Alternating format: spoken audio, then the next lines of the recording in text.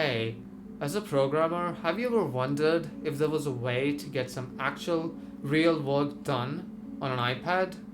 Mind you, this is a very capable machine. So what is stopping you? You probably already know the answer by now. It's the software. And that's where this comes in. This is a Raspberry Pi. It is a small, compact, low-powered computer. And in this video, I'm gonna show you how to get your favorite IDE running on a Raspberry Pi and then hooking that up to an iPad. This whole system needs to be portable and seamless. It needs to be easy to use. So to make this whole system work, you need the following things. You need an Ethernet cable connected to a dongle that converts it from Ethernet to Type-C or Lightning, depending on your iPad model.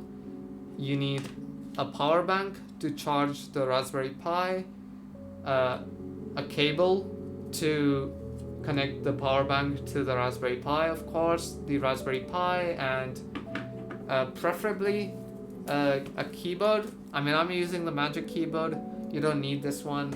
Just get a keyboard because, I mean, of course, it's pretty hard to type on the iPad and get some work done, right? If you're programming, you probably need a keyboard. So the way it works is that you power the Raspberry Pi with a power bank. I've got that over here. So this is portable, right? It's plugged in.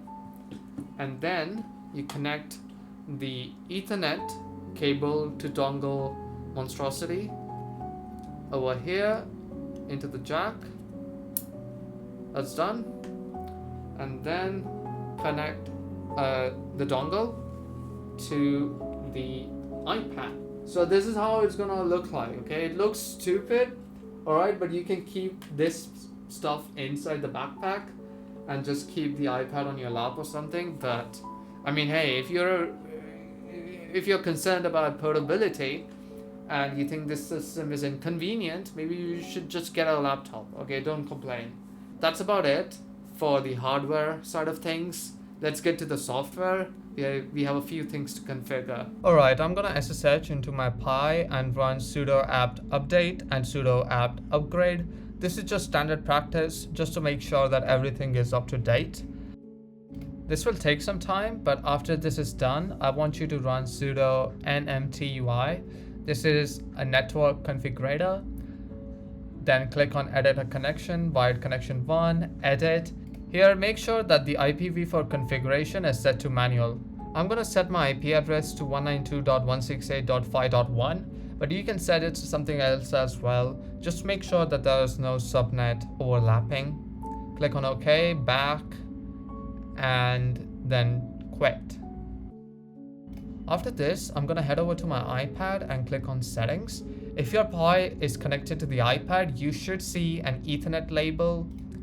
Click on configure IP and change it from automatic to manual and set your iPad's IP address over here. I'm gonna set mine to 192.168.5. That's very important. Remember your subnet. .5 something, and keep your subnet mask to 255.255.255.0 and leave the router placeholder empty. Okay, so head over to Terminus. This is a terminal application. These are all of my settings. That's the Raspberry Pi's IP, use SSH, username's Heyday. I'm gonna leave the password field alone because I'm using an SSH key.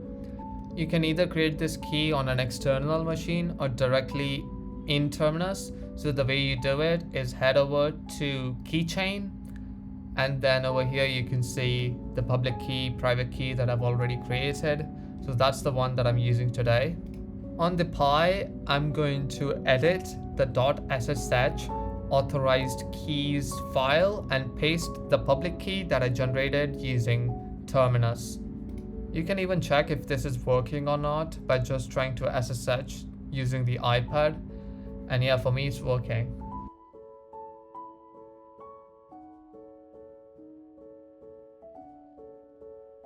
To install Neovim, run the following commands. we're installing snapd, which allows us to get the latest version of Neovim. If you were to use sudo apt install Neovim, you would get an older version and you might face some bugs.